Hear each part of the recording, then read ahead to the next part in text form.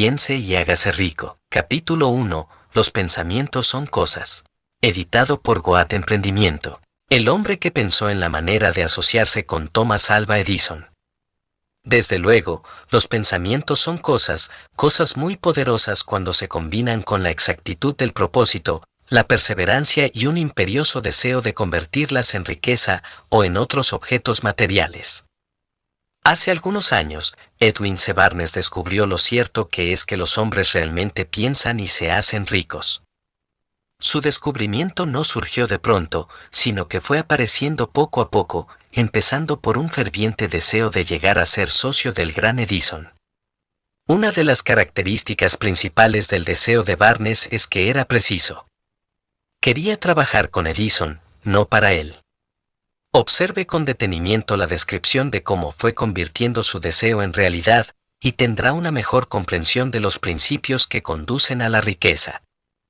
Cuando apareció por primera vez en su mente, Barnes no estaba en posición de actuar según ese deseo o impulso del pensamiento. Dos obstáculos se interponían en su camino. No conocía a Edison y no tenía bastante dinero para pagarse el pasaje en tren hasta Orange, New Jersey. Estas dificultades hubieran bastado para desanimar a la mayoría de los hombres en el intento de llevar a cabo el deseo. Pero el suyo no era un deseo ordinario. El inventor y el vagabundo. Barnes se presentó en el laboratorio de Edison y anunció que había ido a hacer negocios con el inventor. Hablando de su primer encuentro con Barnes, Edison comentaba años más tarde: estaba de pie ante mí, con la apariencia de un vagabundo, pero había algo en su expresión que transmitía el efecto de que estaba decidido a conseguir lo que se había propuesto. Yo había aprendido, tras años de experiencia, que cuando un hombre desea algo tan imperiosamente que está dispuesto a apostar todo su futuro a una sola carta para conseguirlo, tiene asegurado el triunfo. Le di la oportunidad que me pedía, porque vi que él estaba decidido a no ceder hasta obtener el éxito. Los hechos posteriores demostraron que no hubo error. No podía haber sido el aspecto del joven lo que le proporcionara su comienzo en el despacho de Edison, ya que ello estaba definitivamente en su contra. Lo importante era lo que él pensaba. Barnes no consiguió su asociación con Edison en su primera entrevista. Obtuvo la oportunidad de trabajar en el despacho de Edison por un salario insignificante. Transcurrieron los meses. En apariencia, nada había sucedido que se aproximase al codiciado objetivo que Barnes tenía en mente como su propósito inicial y preciso. Pero algo importante estaba sucediendo en los pensamientos de Barnes. Intensificaba constantemente su deseo de convertirse en socio de Edison.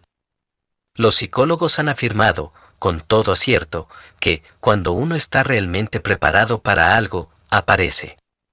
Barnes se hallaba listo para asociarse con Edison, además, estaba decidido a seguir así hasta conseguir lo que buscaba. No se decía a sí mismo: vaya, no hay manera. Supongo que acabaré por cambiar de idea y probaré un trabajo de vendedor. En vez de eso, se decía: he venido aquí a asociarme con Edison, y eso es lo que haré aunque me lleve el resto de la vida. Estaba convencido de ello. ¿Qué historia tan diferente contarían los hombres si adoptaran un propósito definido, y mantuvieran ese propósito hasta que el tiempo lo convirtiese en una obsesión obstinada? Quizás el joven Barnes no lo supiera en aquel entonces, pero su determinación inconmovible, su perseverancia en mantenerse firme en su único deseo, estaba destinada a acabar con todos los obstáculos y a darle la oportunidad que buscaba. Los inesperados disfraces de la oportunidad. Cuando la oportunidad surgió, apareció con una forma diferente y desde una dirección distinta de las que Barnes había esperado. Ese es uno de los caprichos de la oportunidad. Tiene el curioso hábito de aparecer por la puerta de atrás, y a menudo viene disimulada con la forma del infortunio o de la frustración temporal. Tal vez por eso hay tanta gente que no consigue reconocerla. Edison acababa de perfeccionar un nuevo invento, conocido en aquella época como la máquina de dictar de Edison. Sus vendedores no mostraron entusiasmo por aquel aparato. No confiaban en que se pudiera vender sin grandes esfuerzos. Barnes vio su oportunidad, que había surgido discretamente, oculta en una máquina estrambótica que no interesaba más que a Barnes y al inventor. Barnes supo que podría vender la máquina de dictar de Edison. Se lo sugirió a este, y, de inmediato, obtuvo su oportunidad. Vendió la máquina. En realidad, lo hizo con tanto éxito que Edison le dio un contrato para distribuirla y venderla por toda la nación. A partir de aquella asociación, Barnes se hizo rico, pero también consiguió algo mucho más importante: demostró que uno, realmente, puede pensar y hacerse rico. No tengo forma de saber cuánto dinero en efectivo reportó a Barnes su deseo. Tal vez fueran 2 o 3 millones de dólares, pero la cantidad, cualquiera que sea, se torna insignificante cuando se la compara con la posesión que adquirió en forma de conocimiento definido de que un impulso intangible se puede transmutar en ganancias materiales mediante la aplicación de principios conocidos. Barnes literalmente se pensó en asociación con el gran Edison. Se pensó dueño de una fortuna. No tenía nada con que empezar, excepto la capacidad de saber lo que deseaba y la determinación de mantenerse fiel a ese deseo hasta haberlo realizado. A un metro del oro. Una de las causas más comunes del fracaso es el hábito de abandonar cuando uno se ve presa de una frustración temporal. Todos son culpables de este error en un momento u otro. Un tío de R.V. Darby fue presa de la fiebre del oro en los días en que era una fiebre endémica y se fue al oeste a cavar para hacerse rico. No sabía que se ha sacado más oro de los pensamientos de los hombres que de la tierra. Obtuvo una licencia y se fue a trabajar con el pico y la pala. Después de varios meses de trabajo obtuvo la recompensa de descubrir una veta de mineral brillante. Necesitaba maquinaria para extraer el mineral.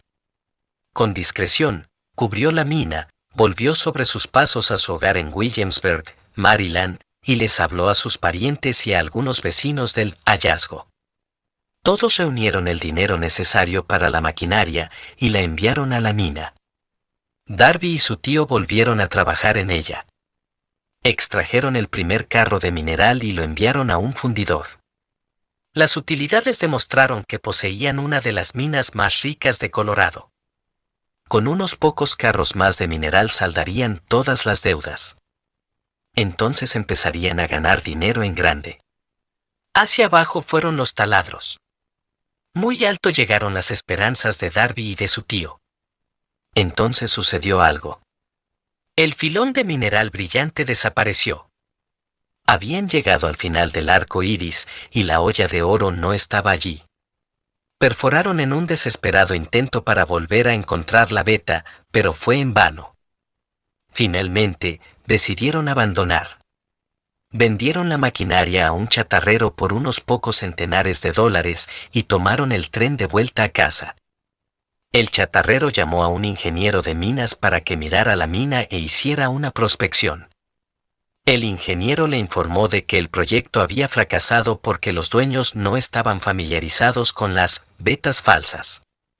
Sus cálculos indicaban que la veta reaparecería a un metro de donde los Darby habían dejado de perforar. Allí fue precisamente donde fue encontrada.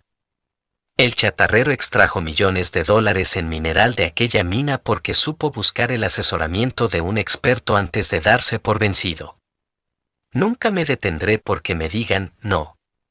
Mucho tiempo después, Darby se resarció sobradamente de su pérdida cuando descubrió que el deseo se puede transmutar en oro. Eso le ocurrió después de que ingresara en el negocio de la venta de seguros de vida. Recordando que había perdido una inmensa fortuna por haber dejado de perforar a un metro del oro, Darby aprovechó esa experiencia en el trabajo que había elegido, con el sencillo método de decirse a sí mismo: me detuve a un metro del oro, pero nunca me detendré porque me digan no cuando yo trate de venderles un seguro. Darby se convirtió en uno de los pocos hombres que venden $1 millón anuales en seguros. Su tenacidad se la debía a la lección que había aprendido de su deserción en el negocio de la mina de oro. Antes de que el éxito aparezca en la vida de cualquier hombre, es seguro que éste se encontrará con muchas frustraciones temporales y tal vez con algún fracaso.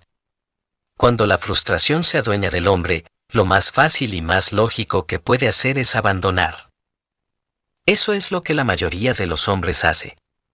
Más de 500 de los hombres más prósperos que han conocido los Estados Unidos le han dicho al autor que sus mayores éxitos surgieron un paso más allá del punto en que la frustración se había apoderado de ellos. El fracaso es un embustero con un mordaz sentido de la ironía y la malicia. Se deleita en hacernos tropezar cuando el éxito está casi a nuestro alcance. Una lección de perseverancia de 50 centavos. Poco después de que Darby se doctorase en la Universidad de los Porrazos y decidiera aprovechar su experiencia en el asunto de la mina de oro, tuvo la buena fortuna de estar presente en una ocasión que le demostró que, no, está muy lejos de no. Una tarde ayudaba a su tío a moler trigo en un viejo molino. Este dirigía una granja grande, donde vivían cierto número de granjeros arrendatarios de color. La puerta se abrió silenciosamente, y una niña, hija de uno de los arrendatarios, entró y se situó junto a la puerta. El tío levantó la vista, miró a la niña y gritó con aspereza. ¿Qué quieres? Mi mamá dice que le mande 50 centavos, respondió, humilde, la niña. Ni hablar, replicó el tío, y ahora vete a tu casa. Sí, señor, dijo la niña, pero no se movió. El tío siguió con su trabajo, tan ocupado que no prestó atención a la niña y no se dio cuenta de que no se había marchado. Cuando volvió a levantar la mirada y la vio allí parada, gritó. He dicho que te vayas a tu casa. Ahora, márchate o te daré una paliza. Sí, señor, dijo la niña, pero siguió inmóvil. El tío dejó un saco de grano que estaba por echar en la tolva del molino, cogió una duela de barril y empezó a acercarse a la niña con una expresión poco tranquilizadora. Darby contuvo el aliento. Estaba seguro de hallarse a punto de presenciar una paliza. Sabía que su tío tenía un temperamento terrible. Cuando su tío llegó donde estaba la niña, ella dio un rápido paso al frente, le miró a los ojos y gritó con todas sus fuerzas. Mi mamá necesita esos 50 centavos. El tío se detuvo, la miró unos instantes y luego dejó lentamente la duela de barril a un lado, se metió la mano en el bolsillo, sacó $0.50 y se lo dio a la niña. Ella cogió el dinero y se encaminó despacio hacia la puerta, sin quitar los ojos del hombre al que acababa de vencer. Después de que la niña se hubo marchado, el tío se sentó en una caja y permaneció mirando por la ventana durante más de 10 minutos. Estaba reflexionando, sorprendido, sobre la derrota que acababa de sufrir. Darby también se hallaba pensativo. Esa era la primera vez en su vida que había visto a una criatura de color dominar a un blanco adulto. ¿Cómo lo había hecho? ¿Qué le había ocurrido a su tío para que perdiera su ferocidad y se volviera tan dócil como un cordero? ¿Qué extraño poder había empleado esa niña para hacerse dueña de la situación? Estas y otras preguntas similares destellaban en la mente de Darby, pero no halló las respuestas hasta muchos años después, cuando me relató la historia. Curiosamente, el relato de esa inusual experiencia la escuché en el viejo molino, el mismo sitio donde su tío recibió esa lección. El extraño poder de una niña.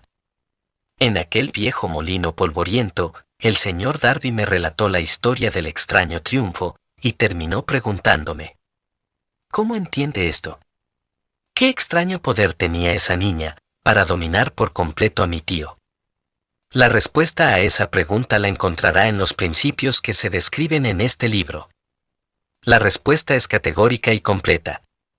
Contiene detalles e instrucciones suficientes para que cualquiera comprenda y aplique la misma fuerza con la que ella se encontró de forma accidental. Manténgase alerta y observará el extraño poder que acudió en ayuda de la niña. Tendrá un atisbo de ese poder en el próximo capítulo. En alguna parte del libro encontrará una idea que aguzará sus poderes receptivos y pondrá a su alcance, para su propio beneficio, ese mismo poder irresistible. La comprensión de él puede aparecer ante usted en el primer capítulo o tal vez surja en su conciencia más adelante. Puede presentarse en forma de una sola idea. O quizá la encuentre en la naturaleza de un plan o en un propósito. Una vez más, puede hacerle volver sobre sus pasadas experiencias de frustración o de fracaso, para aportar alguna lección mediante la cual usted recupere todo lo que había perdido en su fracaso. Después de haberle explicado al señor Darby el poder que la niña de color había empleado quizás sin saberlo, él repasó enseguida sus 30 años de experiencia en la venta de seguros de vida y estuvo francamente de acuerdo en que su éxito en ese campo se debía, en gran parte, a la lección que había aprendido de la pequeña. El señor Darby señaló: cada vez que un posible comprador trataba de deshacerse de mí, sin hacerse el seguro, yo visualizaba a la niña, parada en el viejo molino, con sus ojazos desafiantes, y me decía a mí mismo: tengo que conseguir esta venta. La mejor parte de las ventas que he hecho han sido a gente que me había dicho no. El señor Darby también recordó su error al haberse detenido a 1 metro escaso del oro. Pero esa experiencia fue una bendición encubierta. Me enseñó a seguir insistiendo sin que importasen las dificultades, y fue una lección que necesité aprender antes de poder tener éxito en cualquier campo. Esta historia del señor Darby y de su tío, de la niña y de la mina de oro, sin duda la leerán centenares de hombres que se ganan la vida vendiendo seguros de vida, y el autor desea ofrecer a todos ellos la sugerencia de que Darby le debe a esas dos experiencias su capacidad para vender más de $1 millón anuales en seguros de vida. Las experiencias del señor Darby fueron bastante comunes y triviales, y, sin embargo, contienen la respuesta de su destino en la vida, por lo tanto fueron tan importantes, para él, como su propia vida. Sacó provecho de ellas porque las analizó y supo ver lo que le enseñaban. Pero, ¿qué hay del hombre que no tiene el tiempo ni la inclinación para estudiar el fracaso en busca del conocimiento que pueda conducirlo al éxito? ¿Dónde y cómo va a aprender el arte de convertir los fallos en escalones hacia la oportunidad? Para responder a esas preguntas se ha escrito este libro. Todo lo que usted necesita es una buena idea. La respuesta se expone en una descripción de 13 principios, pero recuerde, a medida que vaya leyendo, que la respuesta que quizás usted está buscando a las preguntas que le han hecho reflexionar en los misterios de la vida, puede encontrarla en usted mismo, a través de alguna idea, plan o propósito que tal vez surja en su cerebro durante la lectura. Una buena idea es todo lo que se necesita para alcanzar el éxito. Los principios descritos en este libro contienen medios y maneras de crear ideas útiles. Antes de seguir adelante con nuestro enfoque para describir esos principios, creemos que merece la pena recibir esta importante sugerencia.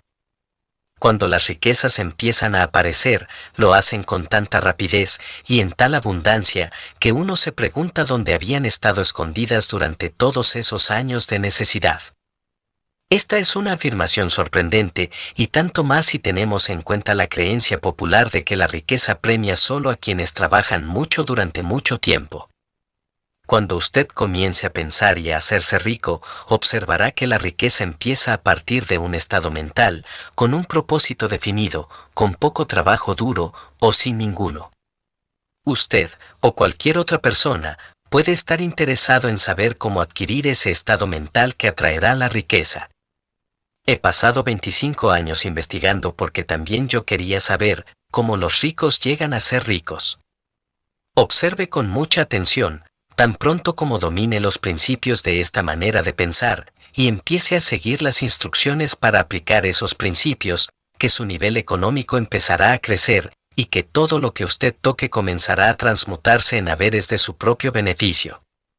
¿Imposible? De ninguna manera. Una de las mayores debilidades de la especie humana es la típica familiaridad del hombre con la palabra imposible. Él conoce todas las reglas que no darán resultado. Sabe todas las cosas que no se pueden hacer.